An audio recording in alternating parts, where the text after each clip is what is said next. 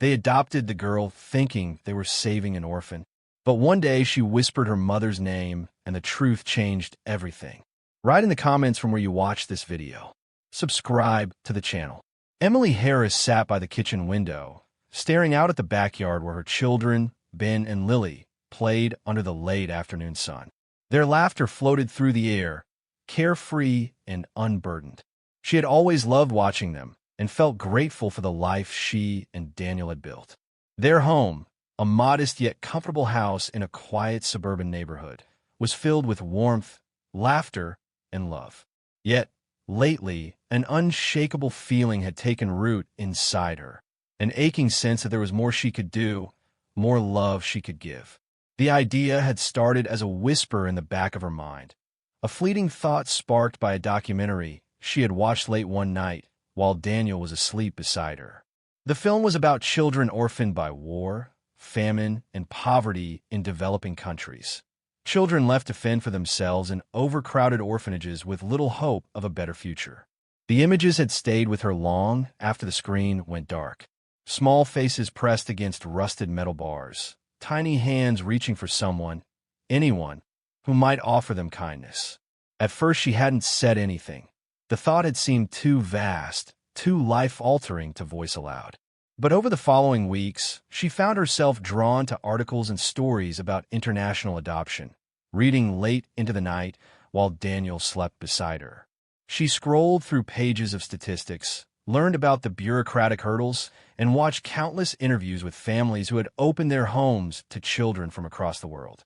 It wasn't until one evening at dinner that she finally brought it up. "I've been thinking," she said, pushing her fork through her salad without meeting Daniel's gaze right away. "What if we adopted a child?" Daniel, who had been slicing his steak, paused mid-cut. Across the table, Ben and Lily, absorbed in their own conversation about a school project, didn't seem to hear. "Adopt," Daniel repeated, setting his knife down. Emily nodded, finally looking up at him. "There are so many children out there who don't have families. I read about this agency that helps connect adoptive parents with children in need." Daniel sighed, leaning back in his chair. "That's a huge decision, I know," he said quickly. "I'm not saying we should rush into anything, but think about it. We have the resources. We have a space, and we have love to give." He rubbed his chin, considering, it's not just about love, though. Adoption is complicated, and international adoption even more so. What about the emotional impact, the cultural differences? Before Daniel could continue, Emily interrupted, her voice firmer now. "I know it won't be easy, but Daniel, I keep thinking about this. Every night, I wonder if there's a child out there who needs us as much as we need them." A silence stretched between them until Ben finally looked up. "Wait, are we getting a new brother or sister?" Lily's eyes widened. "Like for real," Daniel exhaled, shaking his head with a small chuckle. "Your mom has an idea," he said. "We're just talking right now," Emily added, looking at both children, "but we'd have to decide as a family. If we did this, it would mean a big change for all of us, a new sibling, a new culture, maybe even a different language." Ben looked at Lily, then back at his parents. "I think it would be kind of cool." Lily grinned. "Me too." Emily's heart lifted as she looked back at Daniel, who sighed again but gave her a small, reluctant smile. "Let's do some more research," he said finally. "If we're going to do this, we have to do it right." Over the next few weeks, Emily and Daniel immersed themselves in the process. They contacted agencies, attended informational sessions, and spoke with other adoptive parents. The stories they heard ranged from beautiful to heartbreaking, full of both joy and struggle. They learned about the bureaucratic red tape, the costs, the potential psychological effects on the child, and the ethical concerns surrounding international adoption. Emily was determined to ensure they were adopting responsibly, that they wouldn't be taking a child away from a family that could care for them if given the right support. After careful consideration, they decided on an agency called Global Kids, which had a long history of placing children from African countries with adoptive families in the United States. They filled out forms, submitted background checks, and went through home studies. Each step brought them closer to the reality of expanding their family. Then one day they received a file from the agency. The email contained a single photograph of a little girl. She looked about 5 or 6 years old, with deep brown eyes and tightly coiled black hair. She wore a simple dress and held a small, well-worn cloth doll in her hands. Her expression was solemn, her lips slightly parted as if she had been caught mid-thought. Her name was Madison. The file explained that she was from a small rural village in an East African country, that her father had died and her mother had abandoned her, unable to care for her, and that she had been placed in an orphanage when she was 4. Emily felt something shift inside her as she stared at the photo. She didn't believe in fate, but in that moment she felt an unshakable certainty. This little girl belonged with them. When Daniel came home that evening, Emily showed him the file. He read through it carefully, glancing at her every so often. Finally, he exhaled and nodded. "Let's do it," he said. The children were ecstatic when they found out. They asked dozens of questions about Madison, about where she lived, about what she would be like. Emily answered what she could, but there was still so much they didn't know. The next few months were a whirlwind of paperwork, legal processes, and preparation. They converted the guest room into a bedroom for Madison, choosing carefully selected furniture, bedding, and toys. Emily spent hours reading about Madison's birth country, trying to learn as much as she could about its culture, traditions, and language. She wanted to be prepared to make Madison's transition as smooth as possible. Finally, after what felt like an eternity, they received the call, "Your adoption has been approved." Sarah from Global Kids told them, "You could travel to bring Madison home." Emily felt her breath catch. This was it. She looked at Daniel, who had been listening on speakerphone beside her. His eyes met hers, and, in that moment, they both knew their lives were about to change forever. Their bags were packed within days, flights were booked, and arrangements made. Soon they would be in Africa, meeting their daughter for the first time. Emily lay awake the night before their departure, staring at the ceiling. There was excitement, yes, but also a creeping sense of anxiety. She told herself it was normal, the weight of such a big change pressing on her. She didn't yet know that her unease was more than nerves, that something wasn't right, that the story they had been told about Madison was not the whole truth. The plane shuddered slightly as it descended through a layer of thick clouds. The sky beyond the window, a vast expanse of golden light melting into dusk. Emily pressed her forehead against the cool glass, watching as the landscape below sharpened into view. Rolling fields, clusters of tiny houses with corrugated metal roofs, winding dirt roads stretching endlessly toward the horizon. The land looked different from anything she had ever seen, vast and untamed, yet strangely beautiful. Beside her, Daniel was flipping through their paperwork one last time, double-checking the documents they would need upon arrival. He had barely spoken since they left the airport back home, his usual calm exterior strained with unspoken tension. Across the aisle, Ben and Lily were dozing, their heads tilted toward each other, lulled by the rhythmic hum of the aircraft. Emily's heart pounded as they were only minutes away from stepping into a new reality, one they had spent months preparing for, yet still felt unprepared to face. Madison was waiting for them here, a little girl they had never met, whose life they were about to change forever. Arriving at a small airport with air heavy with humidity and the scent of earth, the moment they stepped outside, the warmth wrapped around them like a thick blanket. The distant hum of voices and honking cars created a chaotic contrast to the sterile silence of the plane. A group of men stood near the exit, waving signs with handwritten names. It took only a moment for Emily to spot their driver, a tall man in a crisp white shirt holding a sign that read Harris Family. "Welcome to Uganda." He greeted them with a broad smile. "I am Michael. I'll be taking you to your hotel." His voice was warm and reassuring. Yet Emily couldn't shake the overwhelming sense of unfamiliarity. Everything around them felt different. The air, the sky, the very energy of the place.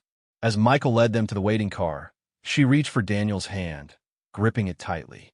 The drive through the city was a blur of movement and noise. Streets bustling with life, women carrying baskets on their heads, children playing barefoot on the roadside, men pushing carts piled high with fruit. The markets overflowed with color and sound, vendors calling out their prices, the rich aroma of spices filling the air. It was both exhilarating and overwhelming, a sensory overload that made Emily feel like a stranger in a world she barely understood. Their hotel was a modest but comfortable building with a gated entrance and a small courtyard filled with flowering trees. Inside, the air conditioning hummed softly, providing a welcome relief from the heat. After checking in, Michael informed them that they would be visiting the orphanage the following morning. That night, Emily barely slept. Every time she closed her eyes, she imagined Madison. Would she be scared? Would she cry when she saw them? Or worse, would she refuse to come with them? The thought gnawed at her, filling her with doubts she had tried so hard to suppress. Morning came too quickly. Dressed in light clothing to combat the heat, they climbed back into Michael's car for the long drive to the orphanage. The city soon gave way to open countryside, the roads becoming rougher and the houses more spaced apart. The orphanage was a low concrete building surrounded by a chain-link fence. The moment they arrived, a group of children came running to the gate, their faces lighting up with excitement. A woman in a faded blue dress stepped forward, smiling warmly. "You must be the Harris family," she said, extending a hand. "I am Margaret, the orphanage director." "Welcome." Emily shook her hand, her palms damp with nervousness. "Thank you." Margaret led them inside. The interior was sparse but clean, with simple wooden furniture and faded posters on the walls. Children sat on woven mats, playing quietly or watching curiously as the visitors passed. Emily's pulse quickened as Margaret turned to a small doorway. "Madison is waiting for you," she said gently. And then there she was. She was smaller than Emily had expected, her delicate frame wrapped in a simple pink dress. Her large brown eyes flicked between the strangers standing before her. Her tiny hands clutched a worn cloth doll. She did not run toward them. She did not smile. She only stood there, silent and unmoving. Emily knelt down slowly, her voice soft. "Hi, Madison."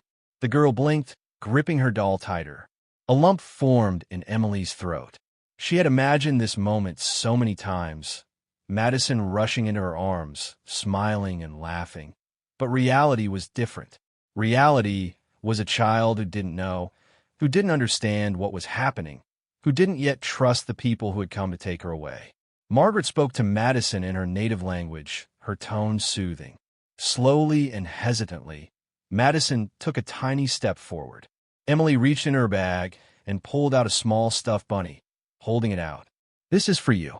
Madison hesitated, then took the toy, running her fingers over its soft ears. It was a small victory. The paperwork took hours. They signed document after document, their signatures sealing a decision that had already been made months ago. The orphanage staff handed over a small bag with Madison's few belongings, a change of clothes, a pair of sandals, and the cloth doll she refused to let go of. And then, just like that, it was time to leave. Madison did not cry as they walked to the car. She did not protest as Margaret knelt and hugged her goodbye, whispering words only she could understand.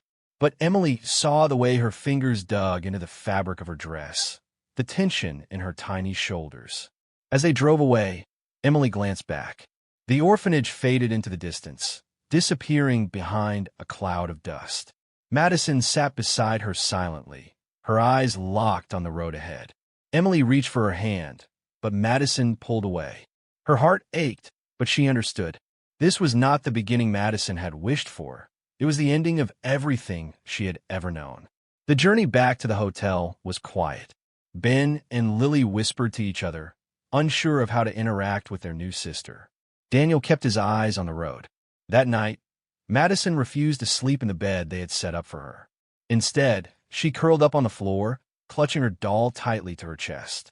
Emily sat beside her, stroking her back gently and whispering reassurances that Madison could not yet understand.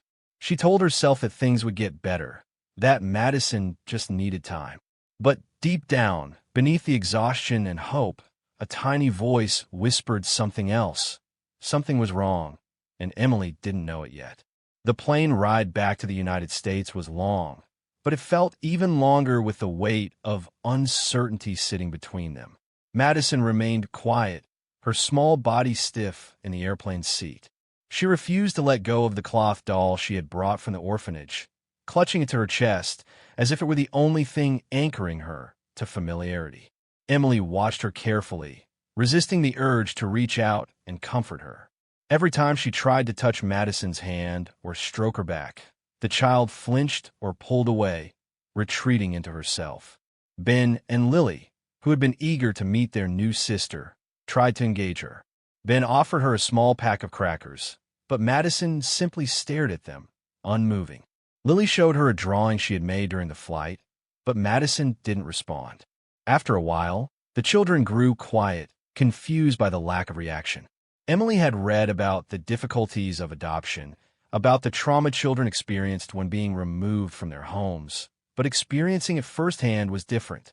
There was a palpable distance between them, an invisible barrier that no one knew how to cross. Daniel spent most of the flight watching her, his concern evident in the way his brow furrowed each time he glanced at Madison. He was not a man who voiced his worries easily, but Emily could sense them. She felt them too. The initial excitement had faded, replaced by the stark reality of what they had done. They had taken a child from everything she had ever known and placed her in an entirely foreign world. They had done it with the best of intentions. But was that enough? When they finally landed and went through customs, Madison stayed close to Emily, though she never reached for her hand. The moment they stepped out of the airport, she flinched at the sudden blast of cold air. It was early spring, and the crisp American breeze was a stark contrast to the humid warmth of her homeland. The car ride home was quiet. Madison sat in the back seat, her eyes darting between the unfamiliar buildings and roads.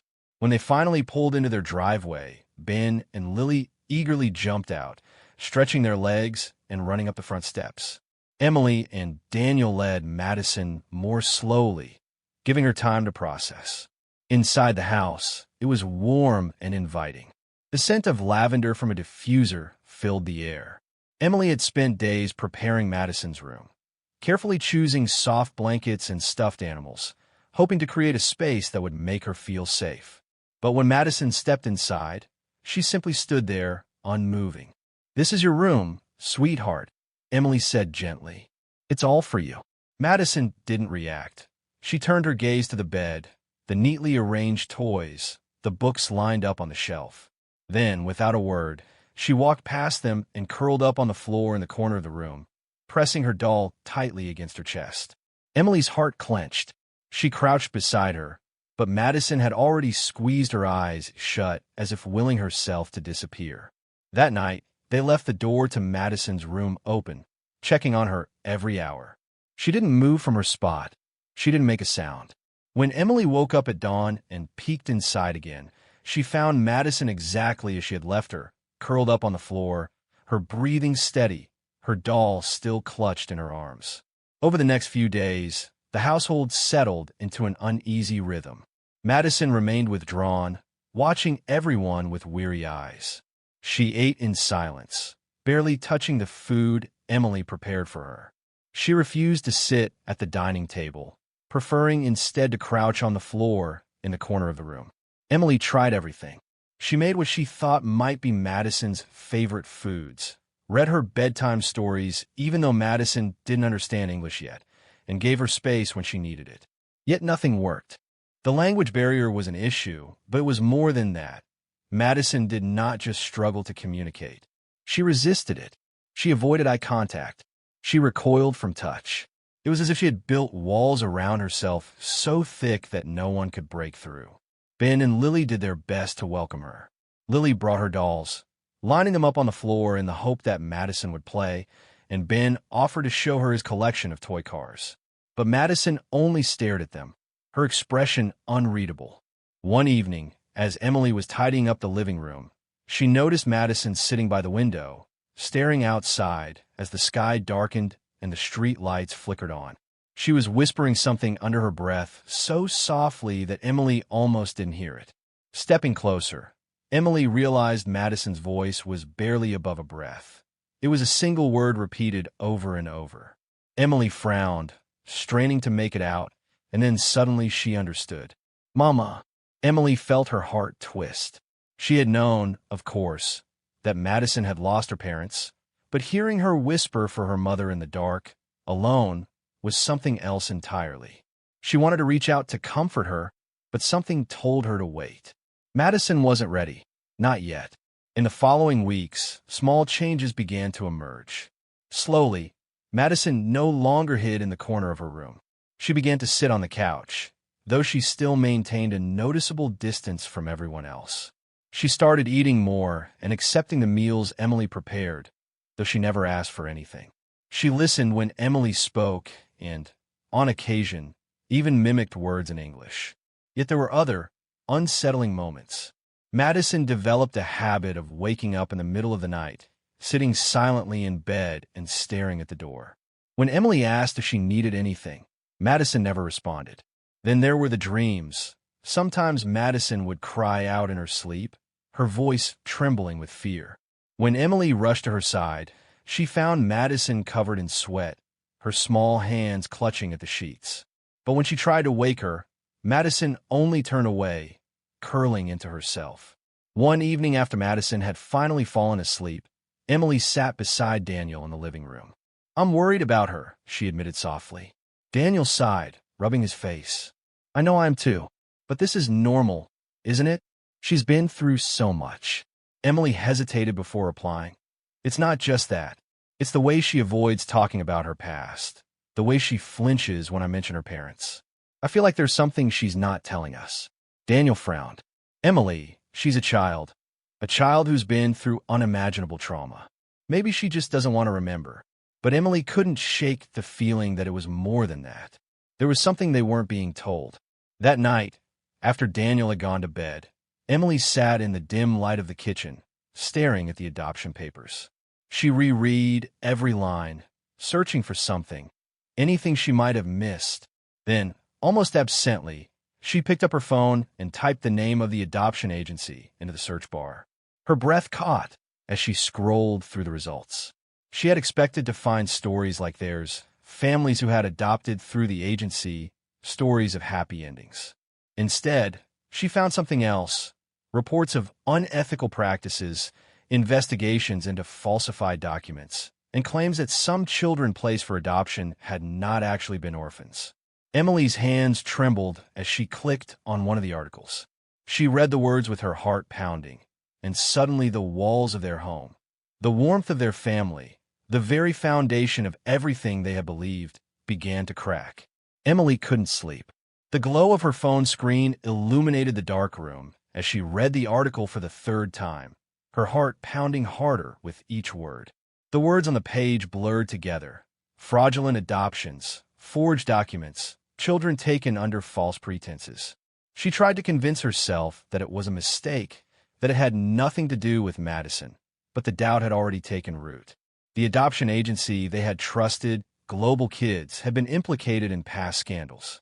There were stories of biological parents being misled, told their children were only being taken for education abroad, only to later find out that they had been permanently adopted without their consent. Emily's hands trembled as she set her phone down on the nightstand.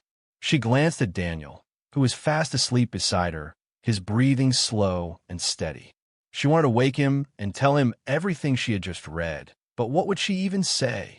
That she suddenly wasn't sure if Madison was truly an orphan, that the life they had given her, one they had believed was an act of kindness, might have been built on a lie. She lay awake for hours, staring at the ceiling. When the first light of dawn crept through the window, she finally got out of bed. The house was silent. As she walked down the hallway, she paused outside Madison's room, the door slightly ajar. Peering inside, she saw the small figure curled on the floor, just as she had been the first night they brought her home. Something about the sight made Emily's chest tighten.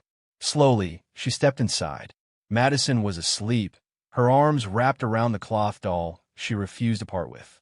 Even in sleep, her body was tense, as if bracing for something unseen. Emily knelt beside her and gently brushed a strand of hair from her forehead. Madison stirred. Her eyes fluttered open, dark and alert. Emily smiled softly. "Good morning, sweetheart." Madison didn't answer. She blinked up at Emily, then sat up slowly, clutching the doll tighter. Emily hesitated, Then tried again. Did you sleep okay? There was no response. She had grown used to Madison's silence, but today it unsettled her more than usual. The words from the article lingered in her mind. What if she's scared? What if she knows something but can't say it? Emily exhaled and reached for Madison's hand. This time, the girl didn't flinch, though she did not relax either. Come on, Emily said gently. Let's get some breakfast. Madison followed her down the hall without a word. The morning passed in quiet routine. Ben and Lily chattered at the table, unaware of the tension simmering just beneath the surface. Daniel sipped his coffee, glancing at his phone, while Madison sat in her usual spot, eating slowly and methodically. Emily forced herself to act normal, trying to push aside the thoughts clawing at her mind. But as she watched Madison, she noticed something new, an alertness, a guardedness that hadn't been as obvious before. Madison wasn't just quiet. She was watching, listening. Later that afternoon, while the kids played outside, Emily sat at the kitchen table, staring at the adoption papers spread out before her. The documents were all in order, notarized and stamped with official seals. Everything appeared legitimate. But now, knowing what she knew, she couldn't stop thinking about the details they had never questioned. Why had the process moved so quickly? Why had there been so little background information on Madison's parents? The orphanage had simply told them she had been abandoned, that her father had died and her mother had left her. But was that true? Her pulse quickened as she pulled out her phone again. This time, she searched for cases involving global kids specifically. More articles appeared, stories of adoptive parents who had unknowingly taken children whose families had never truly given them up. Emily's stomach churned. She needed answers. That evening, after dinner, she sat down beside Daniel in the living room. With the kids in bed and the house quiet, she said, I need to talk to you. Daniel glanced at her, noting the seriousness in her voice, and set his phone aside. What is it? He asked. Emily hesitated, then took a deep breath. I found something about the agency. Daniel frowned. What do you mean? She handed him her phone. Just read this. Daniel scrolled through the article, his brow furrowing deeper with each paragraph. When he finally looked up, his face was pale. This, he exhaled sharply. This is serious, Emily. I know, she whispered. And now I can't stop thinking. What if Madison's story isn't what we were told? Daniel ran a hand through his hair. Are you saying you think she was taken from her family? I don't know, Emily admitted, but I need to find out. A silence stretched between them as Daniel leaned back, rubbing his temples. If this is true, if her parents didn't actually abandon her, what do we do? Emily's throat tightened. She knew what he was asking. What if Madison wasn't supposed to be here? For a long moment, neither spoke. Finally, Daniel sighed. All right, how do we start? Emily swallowed hard. We need to talk to Madison. The next morning, Emily waited until the house was quiet, until Ben and Lily were at school and Daniel had left for work. She found Madison in the living room, sitting by the window, as she often did, staring outside. Emily sat beside her. Madison, she said softly, can we talk? Madison didn't respond, but also didn't walk away. Emily hesitated, then reached for her phone. She had downloaded a translation app the night before, hoping it would help. Carefully, she typed a sentence and let the robotic voice read it aloud in Madison's native language. Can you tell me about your home? Madison stiffened, and Emily's heart pounded as she waited, watching the girl's expression. For a long time, Madison said nothing. Then slowly, she turned to look at Emily, and for the first time since she had arrived, she spoke. Her voice was small, barely above a whisper. The words tumbled out hesitantly, but Emily understood them clearly through the translation. My home was not an orphanage. The air left Emily's lungs as Madison's gaze darkened, and she gripped her doll tighter. My mother didn't leave me, Madison said. They took me. Emily's vision blurred. The room seemed to tilt. She had known. Somewhere deep down she had known, but hearing Madison say it made it real. She tried to steady her breathing. Who took you? Emily asked softly. Madison hesitated, then whispered a single word. Emily grabbed her phone and typed it in. The translation appeared on the screen. The men. Emily's hands shook as she set the phone down. The agency had lied. Madison wasn't an orphan. And now Emily had to figure out how to make it right. Frozen, her mind racing as Madison's whispered words settled heavily in the air between them. The living room, once a space of warmth and familiarity, now felt suffocating as if the walls were pressing in. Emily forced herself to breathe, to stay calm, even though her hands trembled against her lap. She had been afraid of this moment, afraid that the uneasy feeling in her gut wasn't just paranoia, that the nagging doubts she had tried to ignore weren't baseless fears. But now there was no more uncertainty. Madison had said it herself. She had not been abandoned. She had been taken. Emily turned to look at the little girl beside her. Madison was clutching her cloth doll so tightly that her knuckles had turned pale, her shoulders hunched as if bracing for a reaction. The guarded look in her eyes sent a pang through Emily's chest. How long had you been carrying this secret?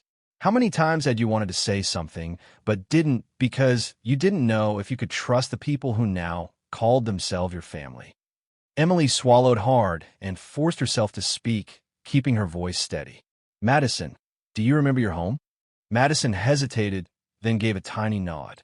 Emily's heart pounded. Can you tell me about it? The girl's gaze dropped to the floor.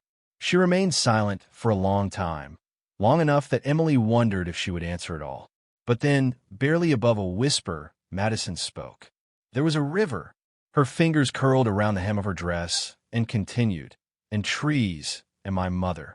Emily pressed her lips together, feeling the pressure build behind her ribs. She remembers, my mother made bread in the morning, and we would sit outside.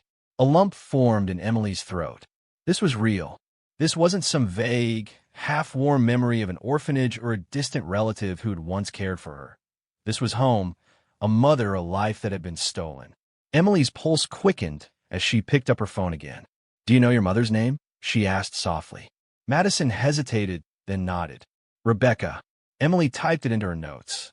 Rebecca. It wasn't much, but it was a start. Do you know where she is now? Madison's fingers tightened around her doll. Her small frame seemed to shrink even more as she shook her head. Emily exhaled and forced herself to smile, though she felt like she was unraveling inside. Okay, sweetheart, that's okay. You did so well.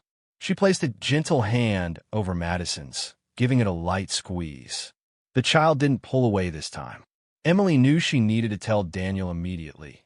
Yet as she sat there watching Madison retreat into herself again, a thought struck her. What if it was too late? What if Rebecca had spent all these months looking for her daughter only to be met with silence? What if no one had listened? She couldn't let that happen. That night, after putting the children to bed, Emily sat in the dim light of the living room, her laptop open in front of her. Daniel sat beside her, silent as he read through the article she had found. His face was tense, his jaw tight. Finally, he leaned back, rubbing his face. I can't believe this, he muttered. Emily swallowed hard. I can. Daniel shook his head. This is insane. We did everything right. We went through a legitimate agency. How could this happen? Emily exhaled slowly. Because we didn't ask enough questions. Daniel's expression darkened. So what do we do now? He asked hesitantly. We find out the truth. Emily turned the laptop screen toward him. There are investigative groups that look into cases like this. Journalists. NASAs. I already reached out to one. Daniel's eyes widened. You did what? I sent an email to a journalist who's covered global kids before. Emily admitted. If there's a chance Madison has family looking for her, we need to know. Daniel exhaled sharply and ran a hand through his hair. And if we find them? His voice grew quiet, now wary. Emily met his gaze and said, Then we do what's right. A long silence stretched between them. Finally, Daniel nodded. Okay, he said. Let's find out. The response from the journalist came faster than Emily expected. A woman named Laura Mason, an investigative reporter who had spent years uncovering fraudulent adoption schemes, replied within hours. Her email was brief but direct. Your case sounds familiar. I've investigated global kids before. If you're serious about finding Madison's family, I can connect you with local contacts who may be able to help. But you need to understand what this means. If Madison was taken from her mother under false pretenses, this isn't just a mistake. It's a crime. Are you ready for what you might find? Emily stared at the message for a long time before typing her response. Yes, we need to know the truth. Laura then connected them with a Ugandan human rights organization that had been working to reunite children with their families. This organization specialized in cases where parents had unknowingly lost custody due to predatory adoption agencies. Within days, Emily was speaking with a woman named Jessica, who worked on the ground in Uganda. Jessica was kind but firm. "You must be prepared for all possibilities," she told Emily over the phone. "If Madison's mother is alive, she may still be searching, but there's also a chance that she has lost hope. Some families stop looking when they believe their children are gone forever." The words sent a chill down Emily's spine. "I understand," she said, "but we have to try." Jessica agreed to begin the search. She would reach out to local communities, check records, and speak with people who might know Madison's origins. It would take time, and Emily didn't know how she would survive the waiting. Each day felt like a lifetime. She carried the secret like a weight in her chest, keeping her composure for Madison's sake while inside she was unraveling. She watched Madison more closely now, her cautious movements, the way she never fully relaxed, the way she still whispered in her sleep. One night, Emily sat on the edge of Madison's bed, watching as she breathed softly.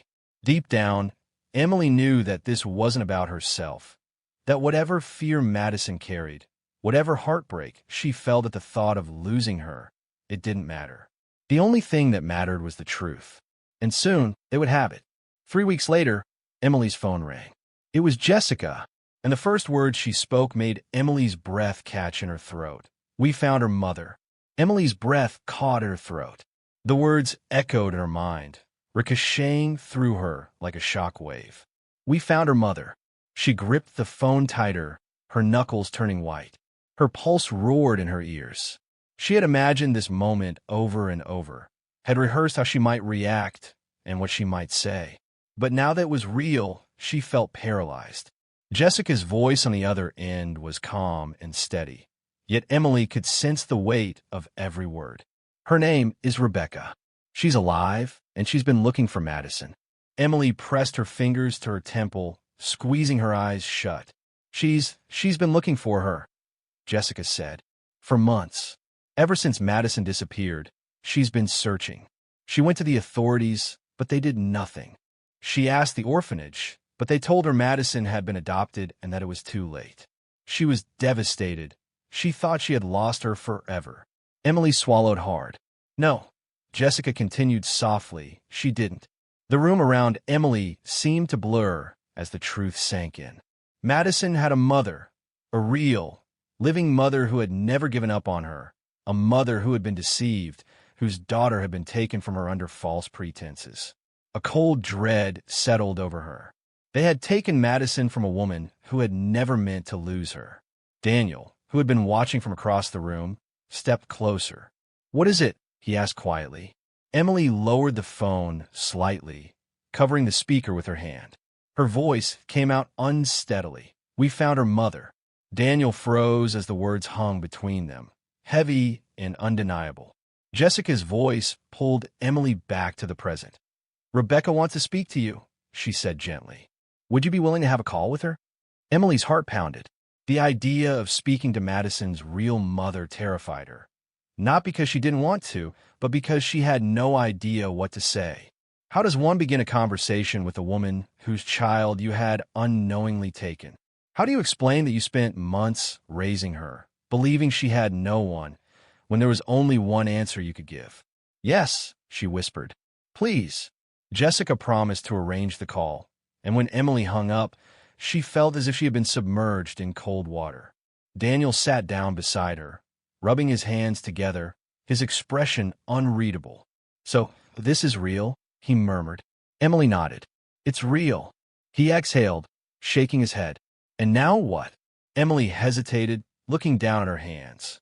"Now we have to figure out how to fix this." The call was scheduled for the following evening. Emily barely slept that night. Every time she closed her eyes, her mind raced with possibilities and fears. She knew nothing about Rebecca beyond the fact that she had been deceived and had been searching relentlessly. When the time came, Emily sat in front of her laptop, her hands trembling as she clicked on the video call link. The screen loaded, and then there she was, Rebecca. The woman on the screen had deep brown skin, high cheekbones, and tired eyes that held a quiet sadness. She wore a faded blue scarf over her shoulders, her hands clasped tightly together in her lap. For a moment, neither of them spoke. Then, in a soft, hesitant voice, Rebecca said, "Hello." Emily swallowed hard, her throat tight. "Hello," she replied. Jessica was on the call as well, acting as a translator when needed, though Rebecca understood enough English to communicate. Emily took a shaky breath. I don't know what to say." Rebecca's lips trembled, yet she held herself together. "You have my daughter." Emily felt tears burn behind her eyes. "Yes," she admitted, "I do." Rebecca inhaled deeply. Her voice wavered, but beneath it there was strength. "They took her from me. They told me she was going to school, that she would come back." Emily's stomach twisted painfully. "I didn't know." Rebecca's gaze softened slightly. "I believe you." Those 3 words nearly broke Emily. She had expected anger, accusations, blame, but instead there was only sorrow. "I thought she was gone forever," Rebecca continued. "I prayed every day for her to come back. I went to the orphanage. They told me she had a new family, that I had signed the papers, but I never gave her away." Emily nodded, unable to speak past the lump in her throat. Rebecca's eyes glistened. Is she okay?" Emily wiped her cheek. "She's quiet, she's scared, but she's okay." Rebecca let out a shaky breath, pressing a hand over her heart. "Does she remember me?" Emily hesitated. "Yes," she said softly. "She whispers your name in her sleep." Rebecca let out a quiet sob, covering her mouth with her hands. Emily watched as she tried to compose herself, her shoulders shaking. For the first time since the call started, Emily felt the crushing weight of the truth settle fully in her chest. Madison wasn't theirs. She had never been theirs. She belonged with the woman who had never stopped looking for her. Rebecca wiped her eyes and straightened. "Will you bring her home?" Emily's breath caught. She looked at Daniel, who had been standing silently behind her, watching the exchange with unreadable eyes. He exhaled and gave a small nod. Emily turned back to the screen, her voice thick with emotion, but her resolve clear. "Yes," she whispered, "we will bring her home." Rebecca's face crumpled, but there was something else in her expression, a glimmer of relief. Emily knew the road ahead would not be easy. There would be legal challenges, logistics to work out, and the painful reality of telling Madison the truth. But none of that mattered compared to what was right. She had thought they were saving Madison, but now she understood that Madison had a family, and it was time to take her back to them. In the following days, preparations began in earnest. Paperwork was redrafted, legal arrangements made, and countless calls were placed to officials and human rights organizations. Emily and Daniel worked tirelessly to ensure that Madison's return would be both legal and safe. The logistics were daunting, but the hardest part was the emotional weight of it all. Lily and Ben struggled to understand. Lily cried when Emily told her, clinging to her mother's arm, pleading for Madison to stay. Ben, though older, was quiet for a long time before asking, "Are you sure this is right?" Emily knelt before them and, with a heartbreaking whisper, said, "Yes, this is right." The night before they left, Madison crawled into bed with Emily and Daniel, something she had never done before. She didn't say anything. She simply curled into Emily's side, her small body warm and fragile. Emily held her close, running her fingers through Madison's hair and feeling the silent weight of the moment settle between them. When the plane took off, Madison pressed her forehead against the window, staring down at the shrinking city below. She didn't cry or speak, yet Emily could feel her small hand gripping hers a little tighter. The journey back to Uganda felt different from the first time. The anticipation and excitement of bringing Madison home had been replaced by a heaviness, a deep uncertainty. Emily and Daniel exchanged few words during the flight, both lost in their own thoughts. When they landed, the familiar heat wrapped around them once again, though now it felt both suffocating and strangely familiar. Michael, the driver who had first picked them up, was waiting for them again, his smile softer and more knowing this time. Madison sat quietly in the back seat, staring out the window as they drove through winding roads. The city blurred past them, soon giving way to open land and countryside that stretched wide. As they approached the village, Emily's heart pounded. She could see people gathered near the edge of the road, waiting expectantly. Then, in the center of them all, stood a woman, Rebecca. She was thinner than Emily had expected, her features sharp with worry and exhaustion, yet her eyes were alive, scanning the approaching car with desperate anticipation. The vehicle rolled to a stop. Madison didn't move. Emily turned to her, reaching for her hand. "She's here," she whispered. Madison's breath came in short, quick gasps as she looked at Emily, then at Daniel, and then back at the crowd outside. Emily squeezed her hand and murmured, "It's okay, sweetheart. She's your mama." Madison hesitated, then slowly reached for the car door. The moment she stepped out, the air seemed to still. Rebecca took a single step forward, then another. "Madison," Rebecca called softly. Madison's voice cracked. For a moment, she didn't move. Then, suddenly, she ran. Rebecca caught her in her arms, and the two collapsed to the ground, sobbing into each other's embrace. Madison clung to her, her small frame shaking, her hands grasping desperately at her mother's clothing as if afraid she might disappear again. The crowd watched in silence, some wiping away tears, as the long, raw reunion unfolded. It was a moment that had been stolen from them, now made whole again. That night, they stayed in the village. Rebecca invited Emily and Daniel into her modest home, a structure with clay walls and a thatched roof. She insisted they stay for food, though she never once let go of Madison's hand. Emily watched as Madison sat beside her mother, eating slowly and methodically, just as she had in their home, but now something was different. Madison was not simply a child of the Harris home. She was beginning to remember who she truly was. Before bed, Rebecca turned to Emily, her voice thick with emotion. "Thank you." Emily shook her head. "I'm so sorry," she whispered, "for everything." Rebecca reached out, taking Emily's hands in her own. "You brought her back. That is enough." Emily nodded, though the ache in her chest did not lessen. She didn't know what would happen next, or how Madison would adjust, or how they would move forward. But as she watched Madison curl up beside her mother that night, her small body finally at peace, Emily knew one thing for certain. Madison was home. The morning was quiet, the air thick with the scent of damp earth and the distant smell of fires burning for village homes. The light seeped gently through the woven shutters of Rebecca's small house, casting golden streaks across the clay walls. The long night had been filled with whispered reassurances, hushed prayers, and the silent weight of years lost between mother and daughter. In that fragile dawn, there was peace.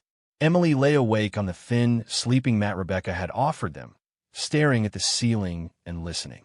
In the next room, she could hear the slow, steady rhythm of Madison's breathing, accompanied by the occasional rustle of blankets. Madison was still here, still with her mother, still safe. Emily had imagined this moment so many times, wondered what it would feel like to finally do the right thing and correct a mistake she hadn't known she was making. Yet the feeling was complex. There was no triumph or relief, only a quiet, bittersweet ache.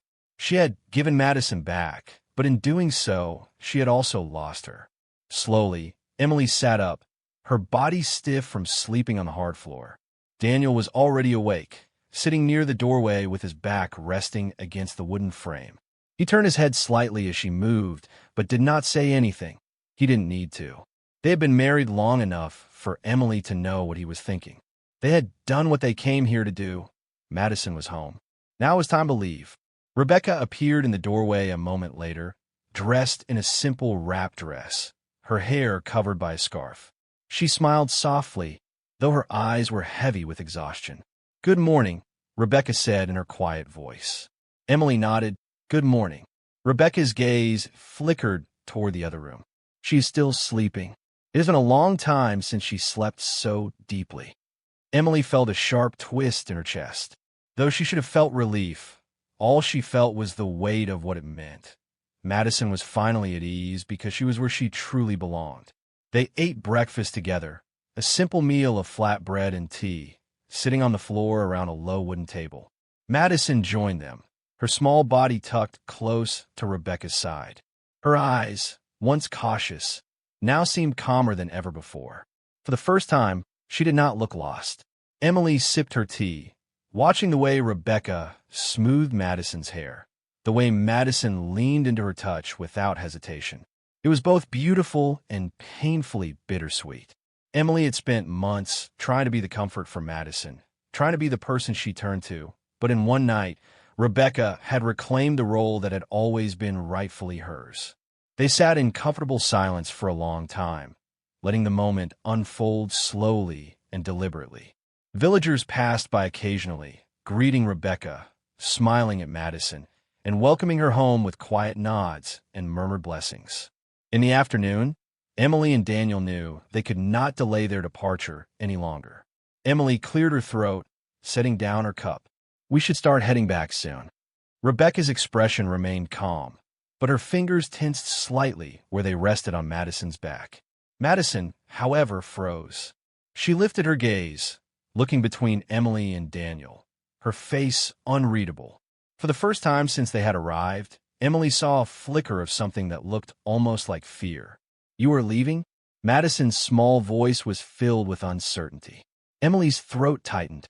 "Yes, sweetheart," she said. Madison's hands curled into the fabric of her dress as she swallowed hard. For a long time, Madison didn't speak. She simply stared, her lips pressed together in that small, familiar way that Emily had come to recognize as her way of holding back emotions too big for her to understand. Rebecca reached for her daughter's hand and squeezed it gently. "They have their home," she murmured, "just as you have yours." Madison's lower lip trembled, but she didn't cry. Emily exhaled slowly, steadying herself. "We love you, Madison," she said, "and that hasn't changed. It never will." Madison blinked up at her. "Then why do you have to go?" Emily felt her composure begin to crack as she reached for Madison's hands, cradling them in her own. "This is where you belong. This is your home, with your mama."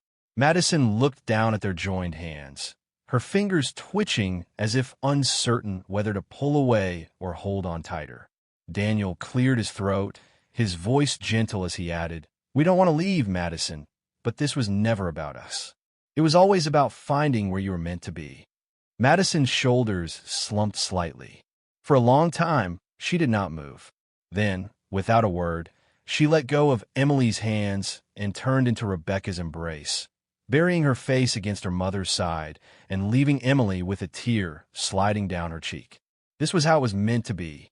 The goodbyes were quiet and tender. Emily and Daniel packed their small bags and stepped out into the warm afternoon air, where Michael was already waiting with the car. The villagers gathered once more, offering nods of respect and silent gratitude. Rebecca stood beside Madison, her arm wrapped around her daughter's shoulders. Madison stared at the ground, her small fingers gripping the hem of Rebecca's dress. Emily knelt in front of her one last time and whispered, "You are so loved. Never forget that." Madison hesitated, and then finally, she reached forward and wrapped her arms around Emily's neck in a small, tentative hug. Emily held her tightly, her hands trembling against Madison's back, closing her eyes to memorize this final moment because she knew it was the last time she would hold her like this. When they finally pulled away, Madison stepped back to Rebecca's side. Emily stood and nodded at Rebecca, who met her gaze with quiet understanding. "Thank you," Rebecca said softly. Emily shook her head. "No," she whispered, "thank you." Then, turning, she climbed into the car beside Daniel.